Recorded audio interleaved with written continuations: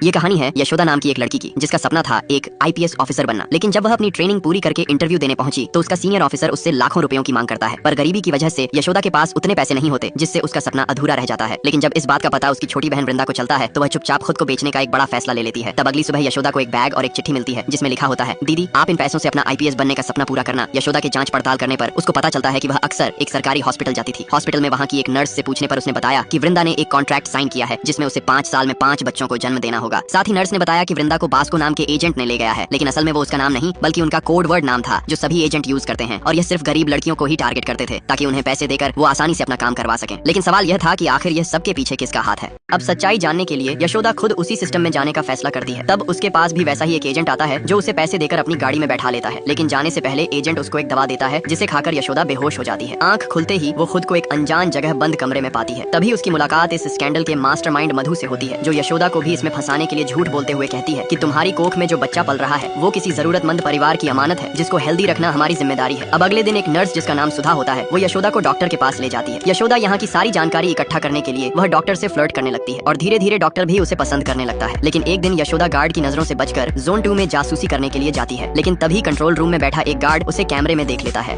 Guard जैसे ही उसे पकड़ने आता है उतने में डॉक्टर गौतम भी वहाँ पहुँच जाता है और गौतम यशोदा से पूछता है, तुम यहाँ क्या कर रही हो? तो यशोदा झूठ बोलती है, मेरा बैग यहीं रह गया था, उसमें मेरी बहन की फोटो है। डॉक्टर उसे भरोसा दिलाता है कि बैग उसे पहुंचा दिया जाएगा। यशोदा को कोई और मौका नहीं मिलता और वह जॉन 2 से बाहर निकल जाती है। अगले दिन हॉस्पिटल में प्रेग्नेंट लड़कियां एक दूसरे से बातें कर रही होती हैं कि वो किस मजबूरी में यहाँ आई थी। तभी एक लड़की काजल अचानक अपने पेट को पकड़कर चीखने लगती है। डॉक्टर उसे तुरंत जॉन 2 के ऑपरेशन थिएटर में ले जाते हैं। काफी देर बीत जाने के बाद भी न काजल की खबर आती है और न कोई रिपोर्ट। सभी लड़कियां घबरा जाती हैं। तभी वहाँ पर मधु आती है जो कहती है कि काजल का बच्चा पेट में ही मर गया था और उसकी तबीयत बहुत बिगड़ गई, इसलिए हमने उसका इलाज करके उसके घर भेजवा दिया है। लेकिन क्या वाकई काजल को घर भेज दिया गया था? अब यशोदा काजल की सच्चाई जानने के लिए बेहोश होने का नाटक करती है। यशोदा को बेहोश देख डॉक्टर उसे उसी ऑपरेशन थिएटर में ले जाते हैं जहाँ काजल को ले गए थे। थोड़ी देर बाद जब यशोदा की आंखें खुलती हैं तो वह देखती है सामने एक नर्स सफाई कर रही है। पर जैसे ही उसकी नजर उस नर्स के हाथों पर जाती है तो वो चौंक जाती है, क्योंकि उसके हाथ में वही अंगूठी थी जो काजल ने पहनी थी। अब यशोदा को पक्का यकीन हो जाता है कि काजल के साथ कुछ तो गलत हुआ है। वह नर्स के पीछे जाने लगती है, लेकिन तभी वहाँ डॉक्टर गौतम आ जाता है। गौतम को देखकर यशोदा चक्कर आने का ड्रामा करती है और बड़ी चालाकी से उसका एंट्री कार्ड चुरा लेती है। अब यशोदा को बीमार समझकर एक स्पेशल रूम में शिफ्ट कर दिया जाता है। अगले दिन फिर एक और प्रेग्नेंट लड़की को लेबर पेन शुरू हो जाता है और डॉक्टर उसे भी उसी ऑपरेशन थिएटर में ले जाते हैं जहाँ काजल को ले गया थे। अब यशोदा चुपके से उस चुराए हुए कार्ड का इस्तेमाल करके थिएटर तक पहुंच जाती है। लेकिन वहाँ उसे उन्हीं के साथ की एक लड़की मिलती है जो यशोदा से कहती है, इस दरवाजे के अंदर जाना नामुमकिन है क्योंकि यह मेटल का है। जब यशोदा उससे पूछती है, तुम्हें यह सब कैसे पता? तो वह अपना नकली पेट निकाल कर बताती है कि मैं भी उन्हीं में से एक हूँ। इतना कहते ही वह लड़की यशोदा पर हमला कर देती है। यशोदा खुद को बचाने के लिए उसे जोर से धक्का देती है। अब यशोदा उस गैंग की एक लड़की को मारकर यहाँ का सच जानने के लिए एक खुफिया कमरे में जाती है। अंदर जाते ही यशोदा सामने का नजारा देखकर उसके रोंगटे खड़े हो जाते हैं, क्योंकि कमरे में चारों तरफ फ्रीजर चैम्बर में रखी उन प्रेग्नेंट औरतों की लाशें थी जो यहाँ सिर्फ पैसों के बदले बच्चे पैदा करने आई थी। तभी अचानक उसकी नजर काजल की लाश पर पड़ती है जिसको मधु ने कहा था कि उसका इलाज करके हमने उसे घर भेजवा दिया है। यशोदा यहाँ की असलियत जानकर फूट फूट कर रोने लगती है। इधर स्टोर रूम में गार्ड को वही मरी हुई लड़की की लाश मिलती है जिसे यशोदा ने मारा था। तब गार्ड कैमरे में चेक करता है तो उसे उसमें यशोदा दिखाई देती है, इसीलिए गार्ड यशोदा को पकड़ने के लिए दौड़ता है। तब यशोदा गार्ड से जान बचाकर एक अंधेरे कमरे में छिप जाती है जहाँ कमरे में घना धुआं फैला होता है। तभी उसे एक खास चश्मा दिखाई देता है। यशोदा जैसे ही वह चश्मा पहनती है तो कमरे का पूरा नजारा साफ दिखाई देने लगता है। तभी गलती से उसका पैर एक सीक्रेट स्विच से टकरा जाता है। लाइट्स ऑन होते ही उसे इस कमरे का असली सच का पता चलता है। असल में ये एक आइस चैम्बर रूम होता है जहाँ उन सभी प्रेग्नेंट औरतों का ऑपरेशन करके उनके बच्चों को इन डब्बों में पैक कर दिया जाता था।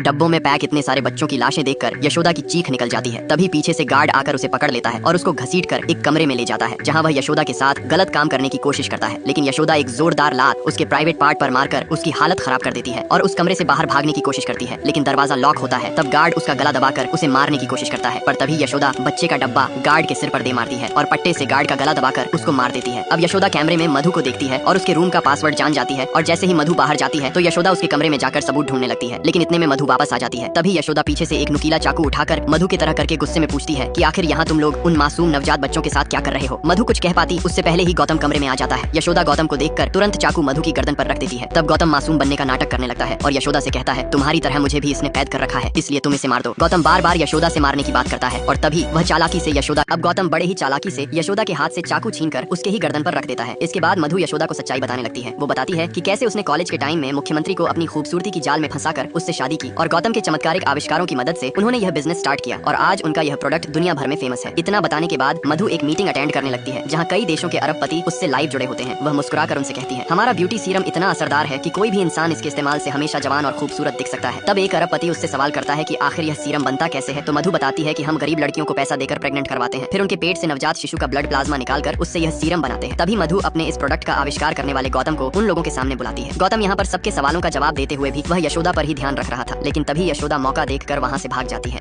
अब यशोदा सिक्योरिटी गार्ड से बचते हुए वह एक खुफिया सुरंग से निकलकर जंगल में पहुंच जाती है। जंगल में वह रास्ता ढूंढ ही रही होती है कि तभी एक खतरनाक कुत्ता उस पर झपट पड़ता है, लेकिन कुत्ते के गले की चैन पेड़ में फंस जाती है और मौका देखकर यशोदा वहाँ से भाग जाती है। पीछे से कुत्ता भी बेल्ट तोड़कर उसका पीछा करने लगता है। यशोदा दौड़ती हुई एक गहरी खाई तक पहुंच जाती है। तभी सीटी की आवाज आती है और उसके सामने वहाँ गौतम खड़ा है। वो कहता है या तो यहाँ से कूद जाओ या फिर सब कुछ भूलकर मेरे साथ चलो। यशोदा कुछ कहने ही वाली होती है कि गौतम उसे पकड़ लेता है और सीधा वह यशोदा मधु के पास ले जाता है, जहाँ गौतम यशोदा को बताता है कि जब उसने बेहोश होने का नाटक किया था तब से ही वो उस पर नजरें रख रहा था। अब मधु और गौतम मिलकर यशोदा से पूछते हैं आखिर तुम कौन हो और यहाँ किस मकसद से आई हो, लेकिन यशोदा उन्हें कुछ नहीं बताती। तब गौतम यशोदा को एक सीसीटीवी वीडियो दिखाता है जिसमें यशोदा देखती है कि कमिश्नर भी इन लोगों के साथ मिला हुआ है, जो अंदर कवर ऑफिसर के कनपटी पर बंदूक ताने खड़ा था। अब कमिश्नर जैसे ही गोली चलाने वाला था तभी यशोदा अपनी सीक्रेट बंदूक निकालकर गौतम पर तान देती है। गौतम यशोदा के पास बंदूक देख डर जाता है और यशोदा से कहता है तुम्हारे पास बंदूक तो है लेकिन इसे चला पाना तुम्हारे बस की नहीं है। गौतम के इतना कहते ही यशोदा तुरंत ही उस बंदूक की सारी डिटेल बताने लगती है, जिसे सुन कमिश्नर भी हैरान रह जाता है और अपनी गन नीचे रख देता है। तभी लीडर बताता है कि यह कोई आम लड़की नहीं है बल्कि एक अंडरकवर एजेंट है। तब यशोदा गौतम को बताती है कि वह पहले दिन से ही उन पर बारीकी से नजरें रख रही थी और अपनी बिंदी की मदद से सारे कैमरों की पोजीशन ट्रैक कर लिया था। यशोदा आगे कुछ बताती उससे पहले ही वहाँ का अलार्म बज उठता है। इसका फायदा उठाकर मधु यशोदा को बातों में उलझाती है और गौतम चुपचाप घड़ी से अपने आदमियों को अलर्ट कर देता है, जिससे वे लोग तुरंत उस गोदाम वाली जगह पहुंचकर फायरिंग करने लगते हैं। लेकिन किसी तरह बचकर लीडर अपनी टीम के साथ वहाँ से निकल जाता है। इधर यशोदा गौतम और मधु पर गन तान कर उन्हें उसी फ्रीजिंग रूम की तरफ ले जाती है जहाँ उन सभी मरी हुई लड़कियों को रखा गया था। लेकिन मधु यशोदा के चुंगल से छूटकर भागने की कोशिश करती है। ये देख यशोदा जैसे ही मधु पर गोली चलाने वाली होती है तभी गौतम यशोदा पर हमला कर देता है।